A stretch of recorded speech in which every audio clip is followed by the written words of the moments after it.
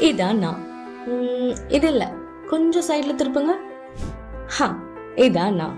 அவங்க பெத்தெடுக்கலனாலும் அவங்க பிள்ளையாவே வளர்த்தவங்க எங்க அம்மா.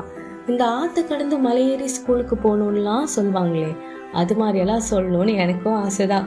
ஆனா எங்க அம்மா விட மாட்டேன்னு சொல்லிட்டாங்க. புது சைக்கிள், புது பேக், தினமும் விதவிதமா லஞ்சுன்னு நான் கேட்கறதுக்கு முன்னாடியே கொடுத்துருவாங்க எங்க அம்மா. கொஞ்சம் உடம்பு சரியில்லைனாலும் துடிச்சு போயிடுவாங்க. எனக்கு தேவையானதை எனக்கு முன்னாடியே யோசிச்சு கையில கொடுத்துருவாங்க. அப்புறம் ஸ்கூல் முடிச்சு காலேஜ் போன உடனே புது ஸ்கூட்டர், லேப்டாப்னு எங்க அம்மாவோட செல்ல பிள்ளை தான்னு வச்சுக்கோங்களேன். ஆனா எல்லா பொண்ணுங்க மாதிரியும் நானும் எங்க அம்மா விட்டுட்டு போற நாள் வந்துச்சு. தாலிக்கு தங்கத்தையும் கொடுத்து தாய் வீட்டு சீரையும் அவங்க ஆசீர்வாதத்தோட கொடுத்து அமிச்சாங்க.